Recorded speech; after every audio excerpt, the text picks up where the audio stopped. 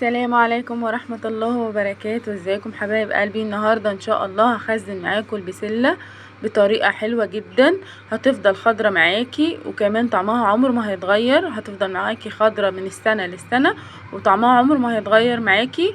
معايا هنا البسلة زي ما انتم شايفين كده يا حبايبي، والجزر هبدأ افرطهم بقى واقطع الجزر كده زي ما انتم شفتوا. قطعت الجزر وفرطت البسلة، هبدأ اغسلهم كويس جدا وبعدين هسيبها تتصفى كده يا حبايب قلبي.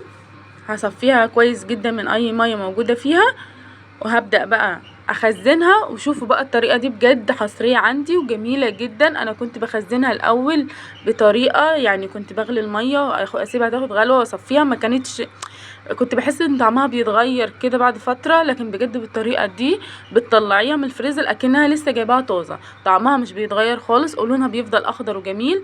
حطيت معلقه سمنه بلدي وحطيت معايا البسله بتاعتي، هفضل اشوحها كده في السمنه البلدي. طبعا انتوا عارفين السمنه البلدي بتدي ريحه للخضار بتاعنا جميل جدا، وطبعا ده اللي هيخلي الخضار بتاعنا او البسله بتاعتنا ما تغيرش طعمها خالص، هتفضل طعمها حلو وريحتها حلوه.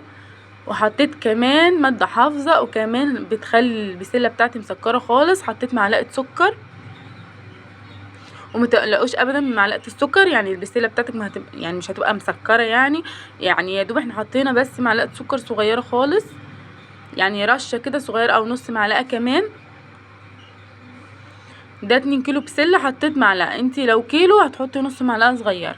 وطبعا بتبداي تقلبي كويس جدا كده علشان البسله بتاعتك تتغلف بمعلقه السمنه البلدي ومعلقه السكر بتاعتك او رشه السكر.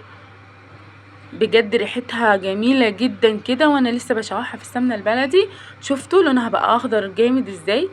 لونها بقى اخضر جدا وهتفضل باللون ده حتى بعد ما تطلعيها من الفريزر. انا بوريكم لونها عامل ازاي يا حبايبي. طبعا البسله بتاعتك بتنزل ميه كده لما بتحطيها على النار، بتسيبيها بقى ما تشرب ميتها خالص وبعد كده تسيبيها تبرد وتبداي بقى تحطيها في اكياس وتخزنيها، هتفضل معاكي من السنه للسنه. وبجد بمعلقه السمنه البلدي ومعلقه السكر دي هي السر في تخزين البسله، تطلع معاكي كده مسكره وجميله وكمان طعمها وريحتها عمرها ما هيتغير وهتفضل بلونها الجميل ده. وكده يا حبايبي بعد ما بردت وخزنتها ان شاء الله تجربوا الطريقه دي في تخزين البسله ومش هتغيروها ابدا باذن الله. وانتظروني في فيديو جديد ان شاء الله، والسلام عليكم ورحمه الله وبركاته.